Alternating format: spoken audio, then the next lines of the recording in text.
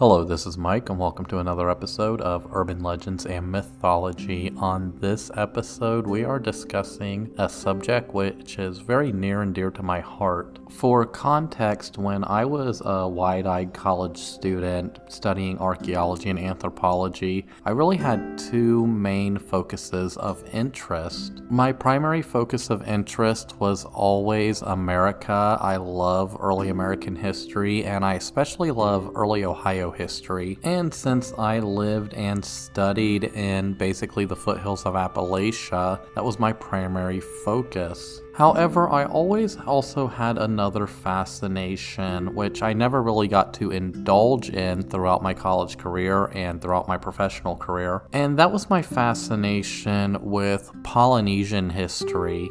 So New Zealand, French Polynesia, Hawaii, these are all fascinating places in my mind because I seem to have this love of islands. It's always fascinated me how every individual island out there seems to have its own unique ecosystems, and even though most of the Polynesian cultures kind of grew out of that one kind of ancestor culture, they all developed their own cultural identities wherever they went. And none more famous than the cultural identity that sparked on Rapa Nui, also known as Easter Island. And we all know the legends and the stories of Easter Island. It's this little spit of land in the middle of the South Pacific that's further away from any other landmass on the planet. It developed this culture of building these moai, these statues, which are now depicted as the famous Easter Island heads. And it was through building and the carving of these moai which led to the environmental disaster that happened on Easter Island that wiped out the civilization. And its story is allegorical of the very degradation that our planet is suffering through our own human abuses of nature. This island and the culture who inhabited it have sparked more myths among Western cultures than any other Polynesian island. But is it all true? Is the story that we were told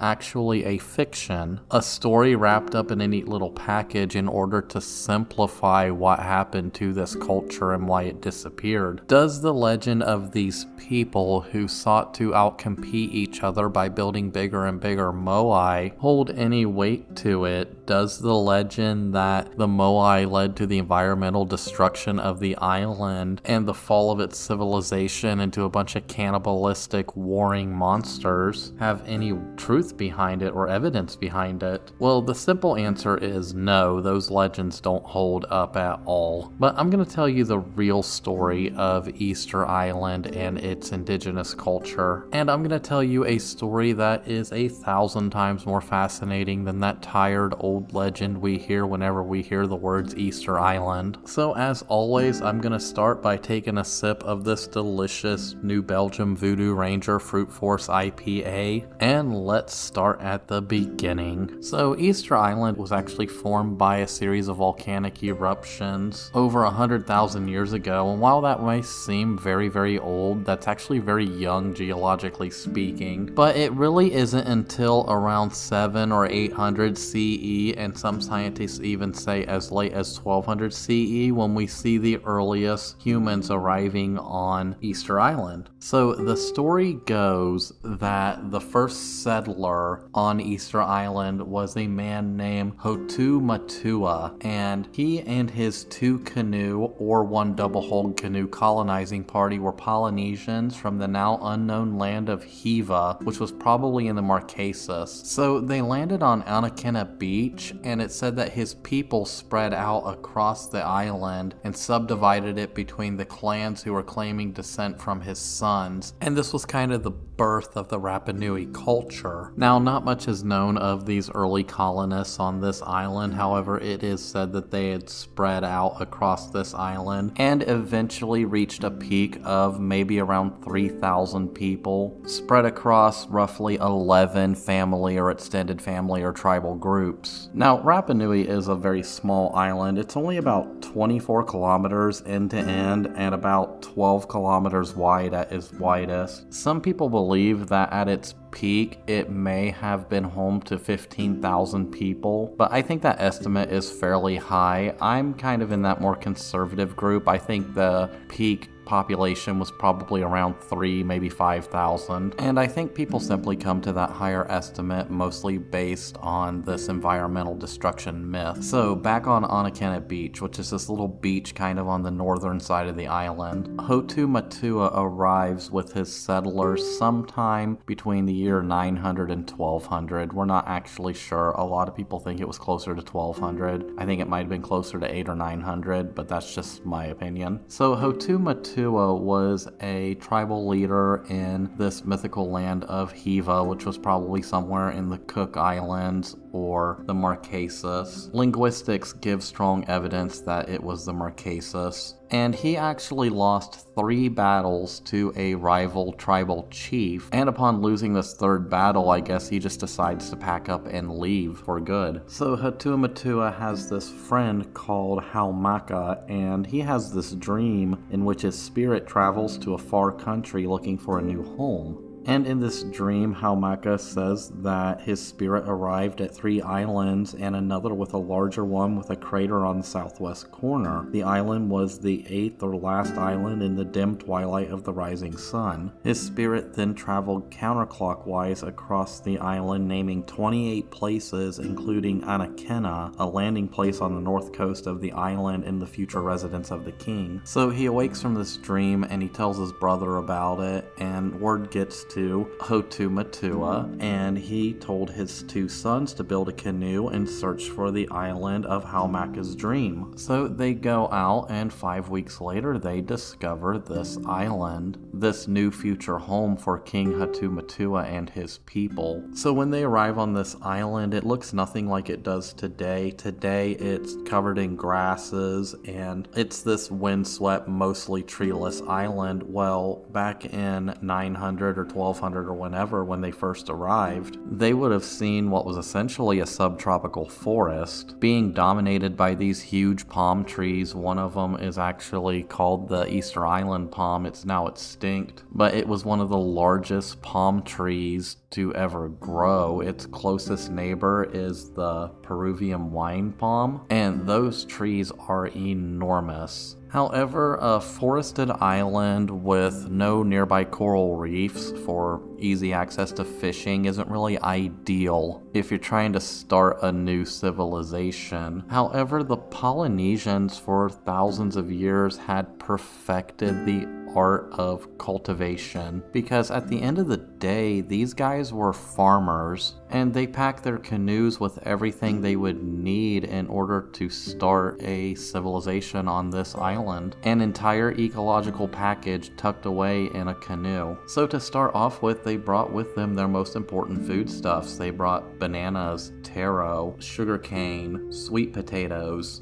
And a quick side note, a lot of people think sweet potatoes are indigenous to South America, and that's why they think that there's a South American connection. But sweet potatoes had been in Asia and Polynesia for thousands of years up to this point, and the Polynesians took sweet potatoes with them everywhere they went. They also brought with them saplings of the paper mulberry tree, which they would use to create fibers for textiles, clothing, etc., etc. And they brought animals with them as well. They particularly brought chickens and the Polynesian rat. Now, generally the Polynesians would also take pigs and dogs with them wherever they would go, but in this case, they primarily only brought chickens and the Polynesian rat. And you're probably thinking, well, why did they bring the Polynesian rat? Did they just stow away on the little canoes like rats typically do? Well, no, they actually brought them over intentionally because they were a source of food for the common folk. And while here today in Western society, we're probably thinking, well, that sounds disgusting. Who would eat a rat? We have to remember that our modern sensitivities don't really translate into the historical record. Now, while rat wasn't found on the tables of most of the nobles or elite, it was a common staple amongst the common people. It is essentially a very quick, very fast reproducing, and very fast growing source of protein. And I have heard people say that it tastes somewhat like rabbit, so who am I to judge? But essentially the same thing happened with Easter Island that happened pretty much anywhere humans go. We gradually cut down the forests. However, they didn't do this for the intentions stated in the myth. They did this because they were farmers and they needed that land for farmland. A tropical or subtropical forest doesn't really provide a lot of food for a growing population. And thanks to archaeology and just how well bones are preserved in the sands of Anakenna Beach, we also see that about half of their diet was made up of sea creatures, dolphins, porpoises, sea turtles, seals, and random fish that they caught, so they were actually living pretty healthy lives. And with this healthy mix of diverse foodstuffs, their settlement became incredibly successful. And from there, by using successful slash and burn agricultural practices, they were able to slowly and gradually spread out across the island and plant their crops. Eventually, the primeval forest would disappear and be replaced with groves and gardens and farms. And by the time they reach peak population, which once again I believe is around 3,000 to 5,000, they had separated into these different tribal groups, each with a tribal lineage going back to one of King Hotumatua's sons, and they had developed a very prosperous and successful culture. Now from here, a lot of people think that this made them the architects of their own demise. The loss of trees led to loss of soil and soil degradation, and now that the sprays from the sea essentially salted the earth and caused this ecological collapse, well, that couldn't be further from the truth, because there is actually no evidence of an ecological collapse amongst the Rapa Nui at this time. Not a scrap of it, not a shred. The idea that they cut down all their trees and it led to the collapse of their society was put forth by a man called Jared Diamond. He's the biggest and greatest champion of this hypothesis. He says that, and I quote, "In just a few centuries, the people of Easter Island wiped out their forests,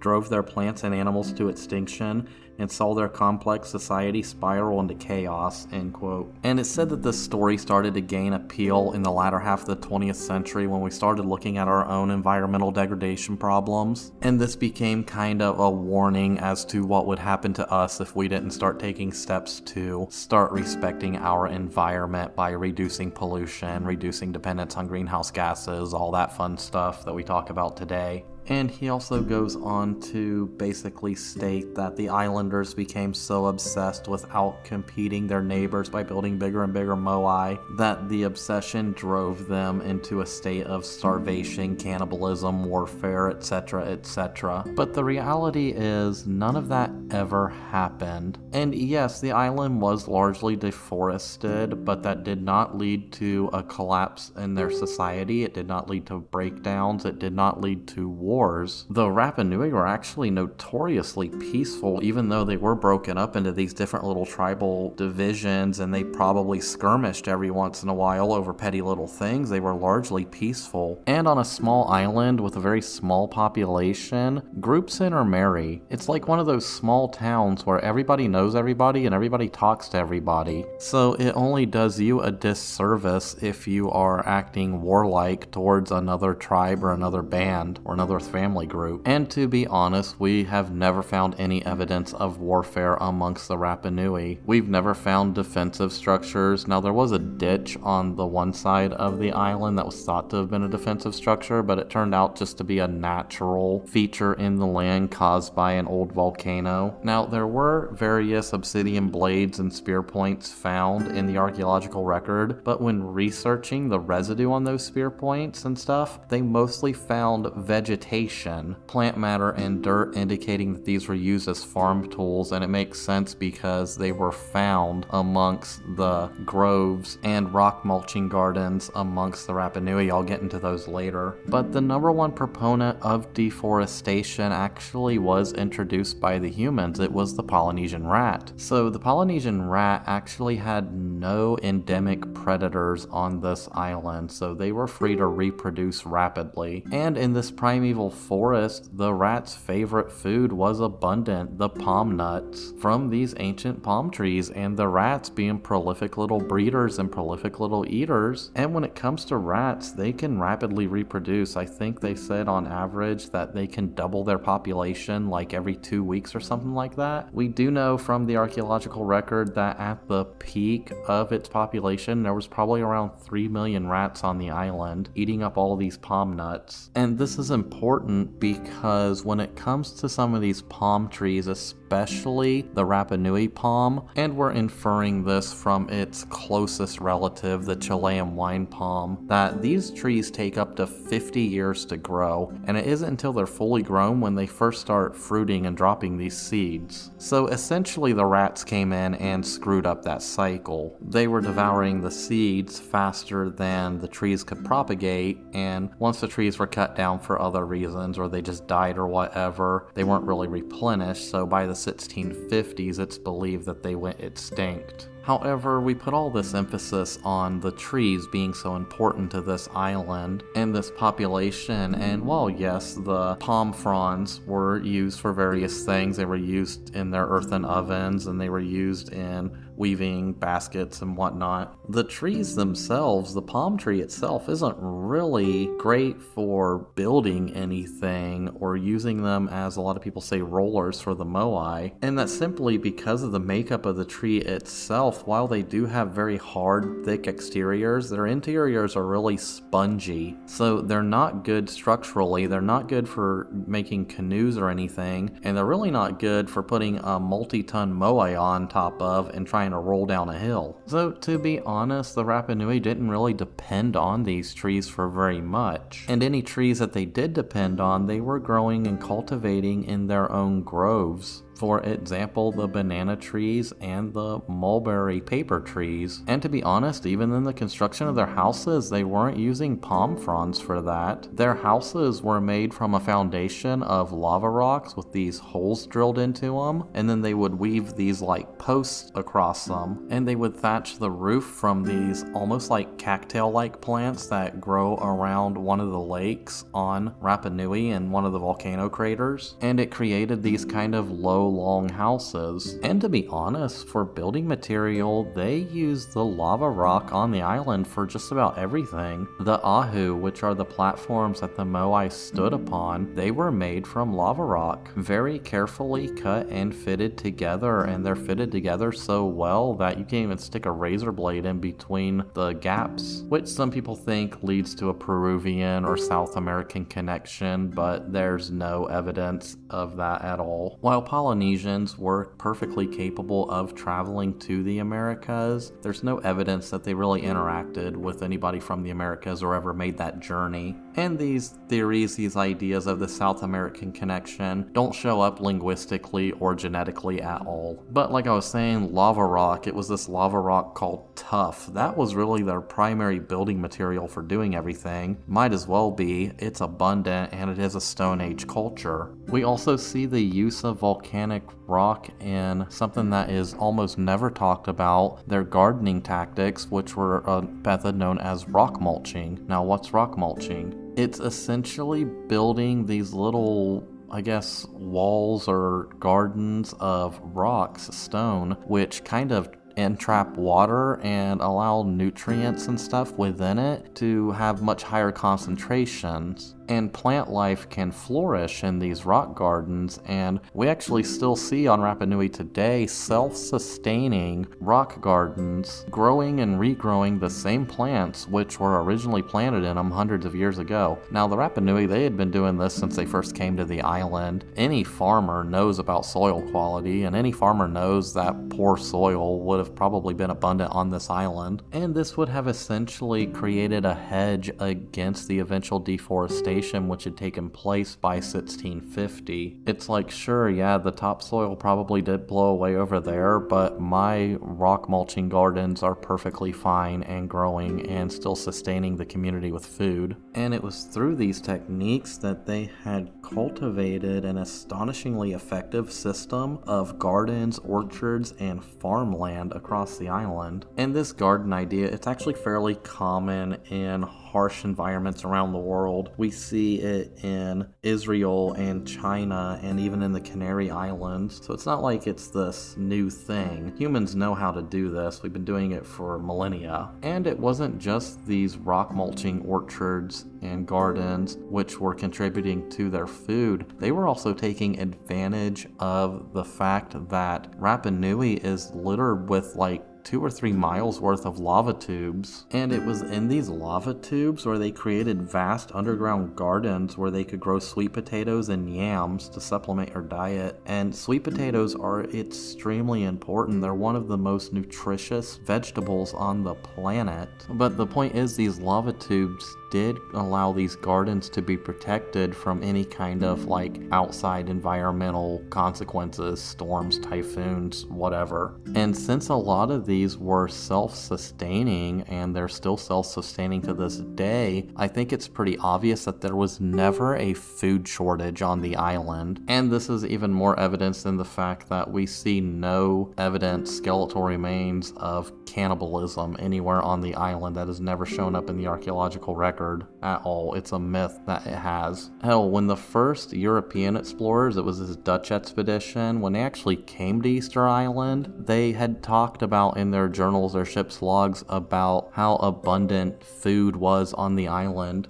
During that first contact, the natives weren't interested in trading for food. They were actually more interested in the hats of the Dutch sailors and the tablecloth that was on the ship and the mirror that the Dutch sailors had showed this one guy. They were more fascinated in that stuff. They weren't there begging for food. It was in fact the Dutch who were malnourished because, in the 1700s, all you're getting is salt pork and rum. They were the ones actually begging the natives for food, and they boasted in their journals that this is a great place to resupply. And it was actually the captain of this expedition, a man named Rogerveen. He said that he witnessed cultivated groves of fruit trees, tracts of woodland, and he was noted as saying that the whole of the island was under cultivation. So I think it's clear to state that the cutting down of the forest didn't lead to any kind of environmental collapse. But what about societal collapse? Because that's the second half of the myth, that the prolific obsession with building moai led the various tribes and families to outcompete each other, and it led to a societal collapse. Well, I'm sure that if you're a longtime listener of this podcast, you'll already know that that's not true either. And to prove it's not true, let's talk about moai. So let's start at the beginning. Now, moai aren't really unique to Easter Island. Sure, the ones that we think of are unique to that culture because that culture created them, but stone statues have existed across all of Polynesia for centuries.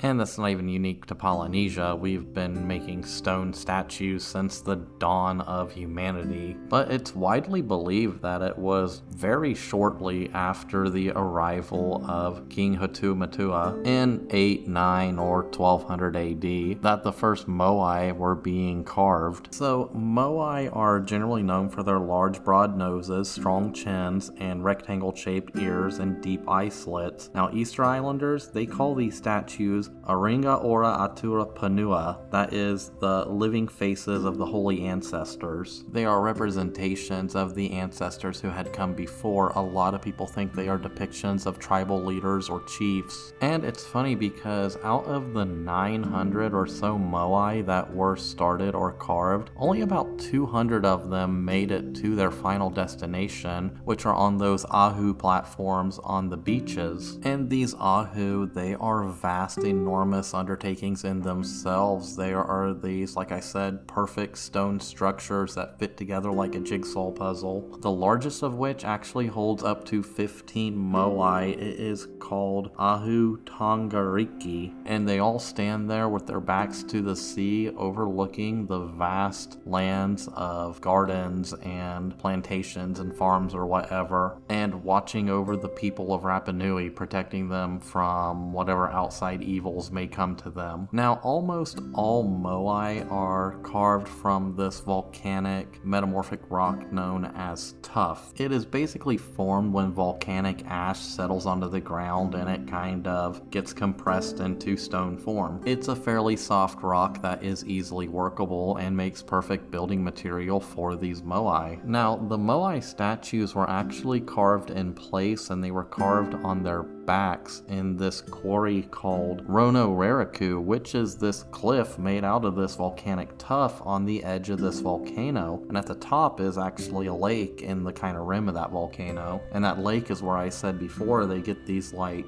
cattail or bulrush type material to thatch their houses. So it was here on the outer cliff of this ancient volcano where a group of normally about 12 to 20 men would chip out this moai with this rock called a toki. It's a slightly harder rock. It's like a chisel. And the toki itself is also volcanic. It's made from basalt, but it's just strong enough to cut through the tuff. And we have to remember this is slow, tedious work, because while it takes a modern person with a steel chisel to do in like an hour, it was taking these guys, like 12 guys, all day to do the equivalent of that. The average moai is estimated to have taken about a year to carve out, and we know that they were carved out on their backs because we still see moai in place who are unfinished, who are still laying on their backs in these kind of quarried areas of this cliffside. And for one reason or another, they were just never finished. The largest one ever created is still laying on his back to this day, never being finished because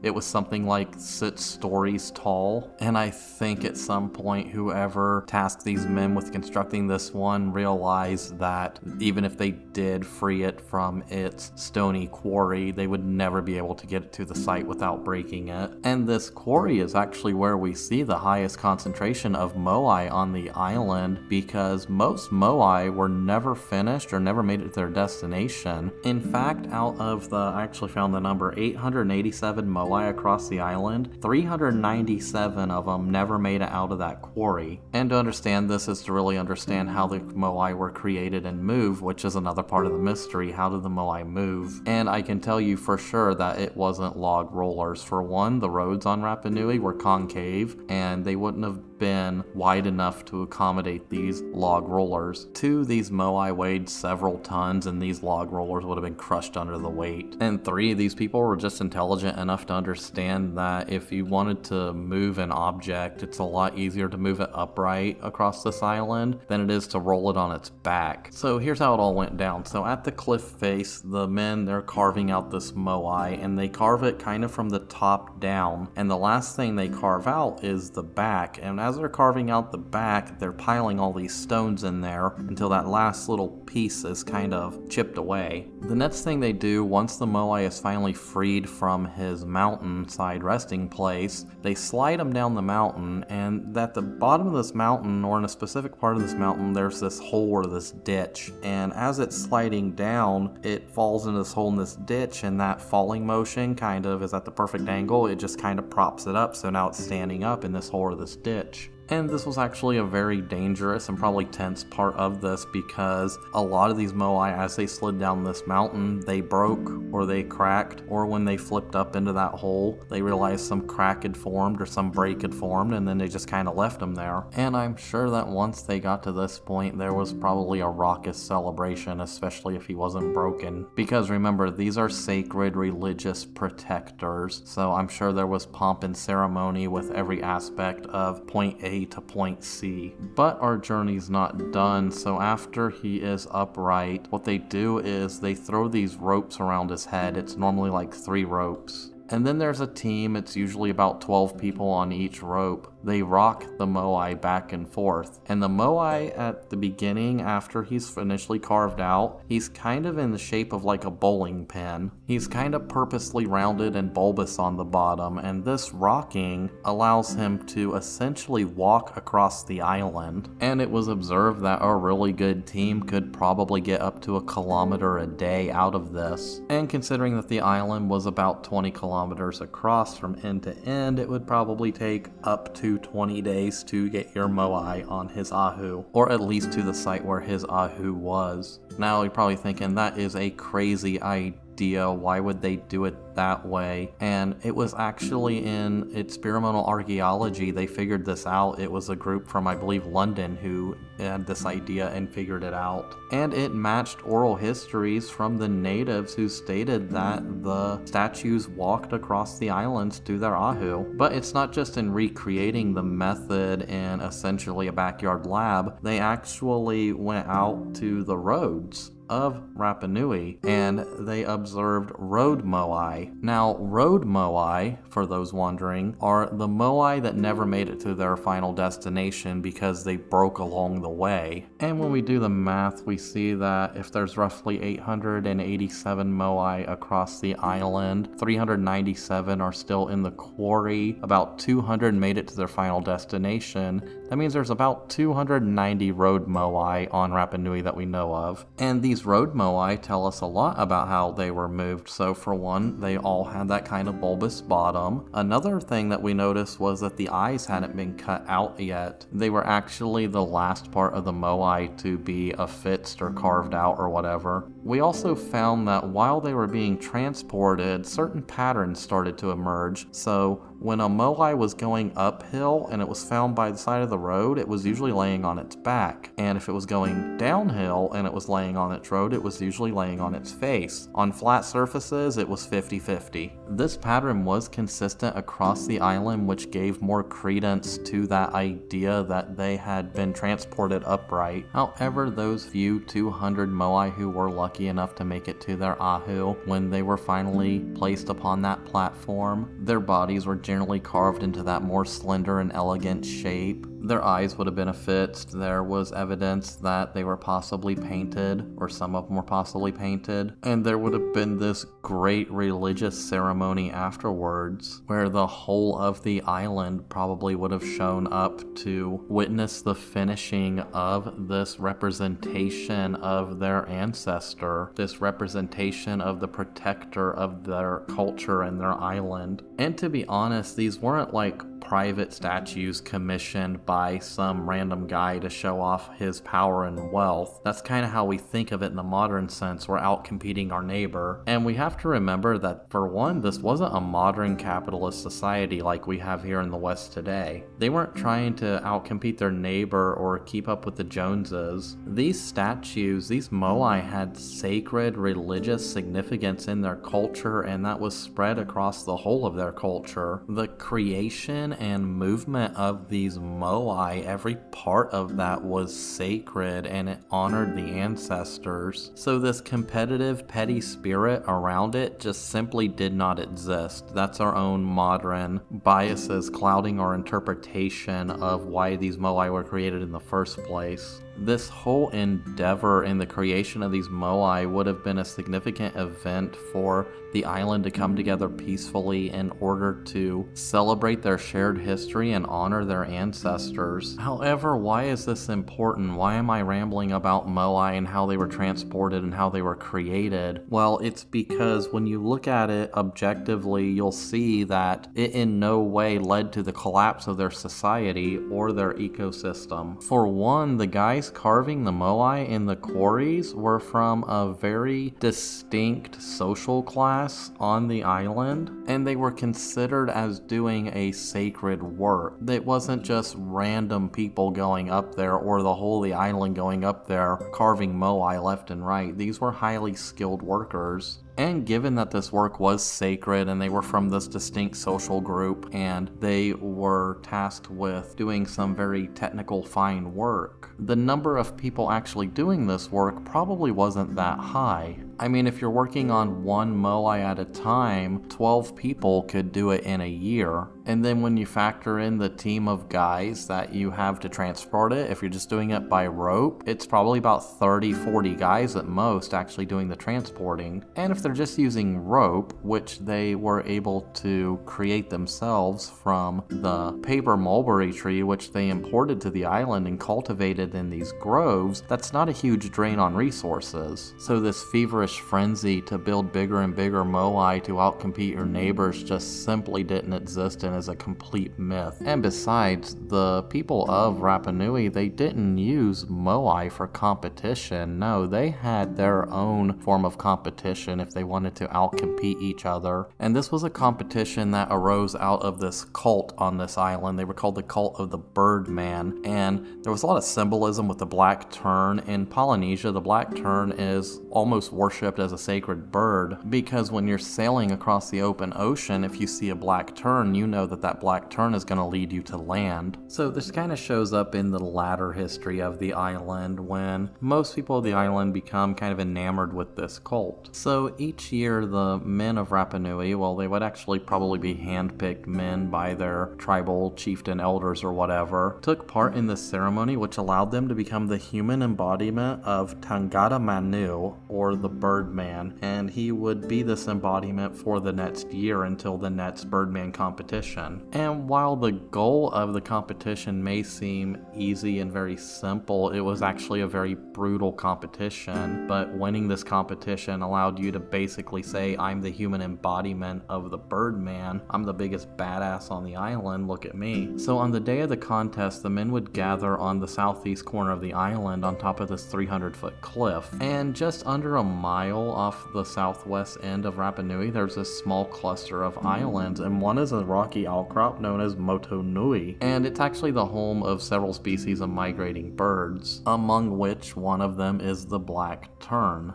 So the men who were aspiring to become this year's Birdman would have to scale down this 300-foot rocky cliff, swim through really choppy and possibly shark-infested waters out to this little rocky outcrop, climb up that outcrop, and then search through the nests of all these nest-laying birds looking for the first laid egg of the season. That egg, of course, being the egg of the black tern. And sometimes they would be out on that rocky outcrop for days looking for the first laid black tern egg. After finding their prized egg, they would have to then swim back to Rapa Nui and climb back up that 300-foot cliff and present the unbroken egg to their chief or sponsor or tribal elder or whatever. For that year, that man would be crowned the Birdman, and his tribe or family or chief or whatever would usually be given some kind of special privileges. Now, it's not really known whether or not this competition and this prize of being the Birdman held any kind of significant power or anything. It most likely didn't. It was mostly a competition. But it was noted that the winner of the Birdman contest basically got to spend the next year just sitting in his house, sleeping and eating and having sex whenever he wanted, all while his chief or sponsor or whatever was like, yeah, look at me, I was able to sponsor the Birdman this year, this is awesome. But it is suggested that this competition may have had a role in maybe stemming family tensions or any kind of petty rivalries or feuds that would pop up on the island. So far, this whole story, when you look at it through purely the anthropological and archaeological lens, sounds like a paradise on Earth. So what happened? Why did the society collapse? Why did they start pushing over their moai and kind of abandoning those ways? Why is it that the population went from a height of probably around 5,000 down to 33 by the end of the 1800s? Well, as always, the Europeans are to blame. It all starts in 1722 when that Dutch fleet shows up. Well, it's actually like 3 ships. They were looking for Australia, but they end up at Easter Island. And that first encounter between those sailors and the natives would actually end in violence. Now, it is true what they said at the time of this first encounter in 1772, and it's recorded in these journals from these sailors. They still revered their moai, they still lived very peacefully, they were very abundant and prosperous. But every subsequent expedition after that, the story gets worse and worse. But I'm getting a little ahead of myself. So during this first encounter, everything's peaceful. However, these men, they have been hearing stories about like cannibals in the South Pacific and all this stuff, so they were a little on edge. Plus, they were like half starved, so they were probably a little bit crazy. Now, when the people of Rapa Nui first met these men, they met them unarmed, and they were fascinated by them. They had never seen men wearing these type of clothes. They were fascinated by the hats, they were fascinated by his ship, they were fascinated by the weapons that they carried, the flintlock muskets. So basically, as the encounter goes, as these men got onto this island, the Rapa Nui were fascinated. They grabbed at their hats, they grabbed at their clothes, they grabbed at their muskets, and it's believed that one of the men was frightened or something, and he fired into the crowd of people. And that caused a panic amongst the sailors, and they fired into the crowd and killed several of the Rapa Nui. And it's believed that this first encounter was really that spark point which led to the downfall of the Rapa Nui, because the story of this first encounter would have reverberated amongst the Rapa Nui. It's a small island, word travels fast, and they were probably astonished that these outsiders with weapons that they had never seen before had come to their island and killed some of their people, and the Moai did nothing to protect them. However, it would be another 50 years before they would encounter the Europeans again, and in that interim, something else would sweep through the Rapa Nui community and start to devastate them, and this was infectious diseases. Now, historically, whenever these European sailors and explorers and conquerors would go out and visit with these new peoples, they would always either be carriers or have these infectious diseases. Rough estimate in the Americas was 1 in 4 indigenous people dying. Rough estimates on most of these islands was up to 90% post first contact, people dying. It would be 48 years later when a Spanish expedition came to the island and they surveyed the coast and erected some crosses, and that most likely brought in a second wave of disease. It is believed that around this time that the population had crashed. The native population, who at one time had been as many as maybe 3,000 to 5,000, was probably as few as maybe several hundred. Now, when the Spanish came and claimed the island, they said that the Moai were still standing, and the culture had largely seemed intact. However, it was said that on 17th of March 1774, 4 years later, when Captain Cook was sailing by the island, he noted in his diary or log or whatever that the island was in a dire and impoverished state. Now, this was no doubt the island that Roggeveen had visited in April 1722. However, he states that no nation will ever contend for the honor of the discovery of Easter Island,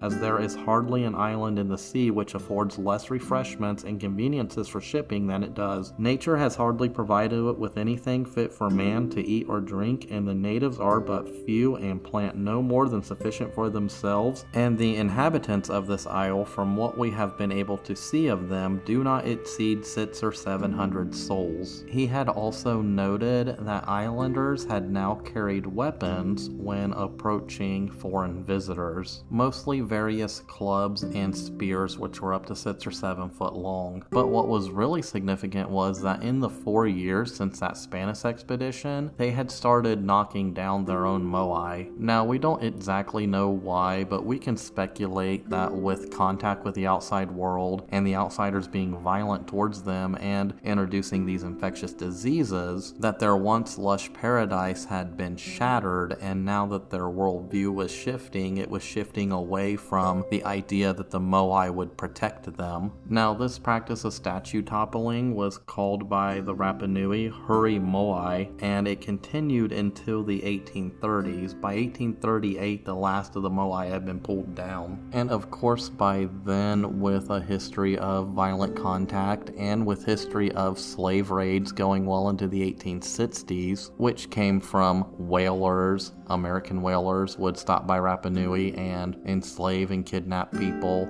Peruvians, they would come to Rapa Nui, enslave and kidnap people. It would have completely shifted the entire world view of the islanders. I'm sure the few islanders who were left, and at one point it was as low as 33, probably thought they were living in some kind of like post-apocalyptic dystopian hellscape, completely cut off from their ancestral heritage, with all these invaders coming in who essentially took their land away, took their rights away, and took their history away. I mean, at one point in the 1900s, this sheep farming company came in. They wanted to turn the place into a giant sheep farm, so they bought up all of the land except for the settlement around Hangaroa, and they essentially let these sheep just roam free across the island, and it devastated the ecology. Sheep are horrible for ecology. And at one point, an English expedition came and it stole a moai and took it back to the British Museum, and it's still there to this day. Of course, the British Museum, chock full of history, and none of it's British. But this really was the death knell of Rapa Nui society, and it's really a shame because it was a fascinating society with a rich cultural heritage, and it even was one of the few societies to have its own independently written language. Now, this is really important because written languages don't really exist across native Polynesians, but it does exist on Easter Island. It's called Rongo Rongo, and there's only about a few dozen tablets out there in the world consisting of it. It's basically a hieroglyphical language, and to this day it has not been deciphered, and that is for two main reasons. One, because we destroyed their cultural history, and two, because it was only used by the priestly and elite classes. Every modern attempt to decipher Rongo Rongo has failed, and it really remains one of the true last mysteries of Easter Island. Now, the last people to be able to read Rongo Rongo were priests, and these priests were actually kidnapped by Peru in the 1860s, treated like garbage. Most of them died, a few of them were dumped back on the island, but those few that were dumped back were illiterate in it. Now, there are two camps to this. One camp thinks that Rongo Rongo was created after the initial European contact, and that they were simply imitating what they were seeing these Dutch visitors do, writing. But given all the quote history we get from the contemporaries, we know that that's a lie. These are the same people that say the Easter Islanders destroyed their own culture. But there are certain glyphs that actually indicate that the language predates the European contact by at least 70 years. And this is because the pictographs depict images that the islanders saw on their island in their everyday life. And for example, one of the pictographs which is found on some of the tablets is that of a palm tree, which we know went extinct on the island in the 1660s. First contact wasn't until 1722. However, in the later days, these tablets no longer had the religious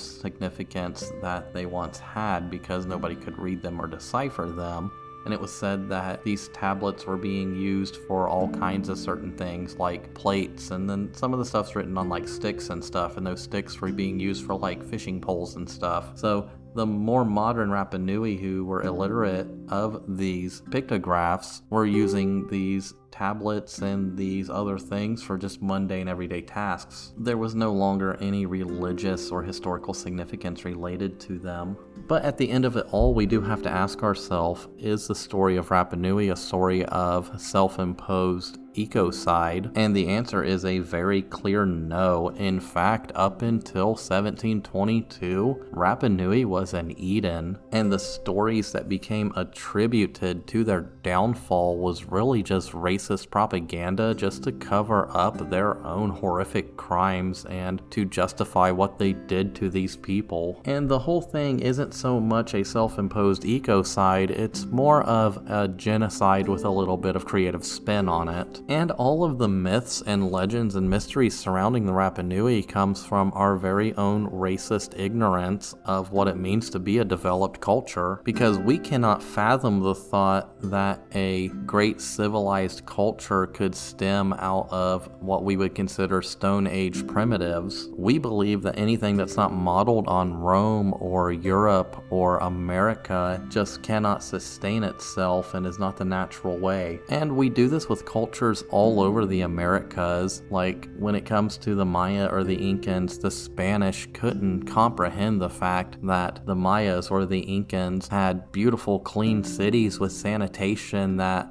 outdid their derelict, disgusting hellhole cities from the 1400s. So in response, they conquered and destroyed those civilizations because they didn't fit that Western European mold of what it is to be a civilization. Did the same thing with Easter Island. It's why people can't fathom the thought that humans were capable of building pyramids thousands of years ago, or even just hundreds of years ago in Mexico and South America. They think aliens had to do it, or it was from Atlantis or something. They can't fathom the idea that people who they considered to be primitive cultures were capable of stacking rocks on top of each other. They believe it had to be some kind of divine intervention from a god or aliens or whatever other BS they spout. But at the end of the day, the truth is much simpler. Given the tools and the knowledge, any human anywhere on the planet can accomplish anything. Just because it doesn't fit into our modern Western worldview doesn't mean it's wrong, it doesn't mean it should be destroyed, and it doesn't mean that its history should be distorted into a myth about their own self-imposed destruction. But I am on kind of a rant now, so I'll rein it in and end it here. I'm sure there are tons of other stuff I can say about Easter Island because it is one of the most fascinating cultures in human history, but I'm afraid if I did that, I would literally be here all night. But I think this little peek into their culture and what happened to their culture helped shed some light on what these isolated people were able to accomplish just by banging some rocks together, and help dispel that negative myth about their culture. Now today, the population of Easter Island is higher than it ever was. There's about 8,000 people that live on it, and about 50% of them are native Rapa Nui, and most of the island has been set aside as kind of a preserve or a park preserving their history. And it is a very fascinating and beautiful place, and it's probably up there in my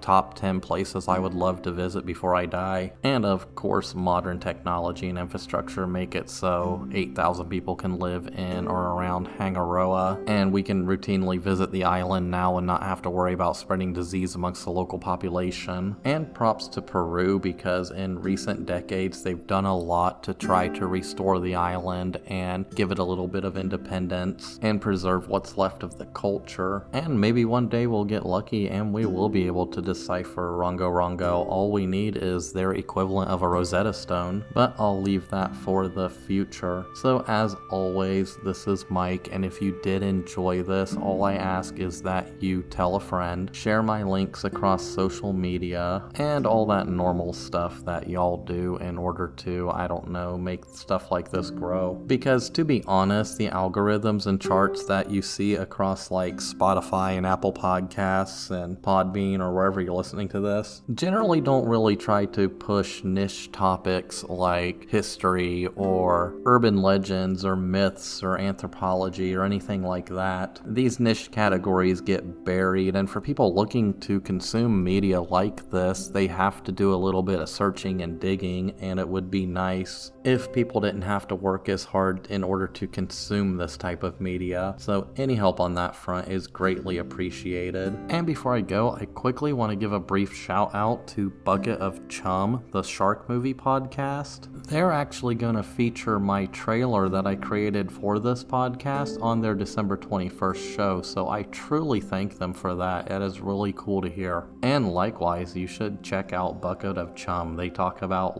shark movies. If you like shark movies, that's the place to go. So thanks to those guys. Thanks to anybody who's willing to support this show. And as always, I will see you in the next one.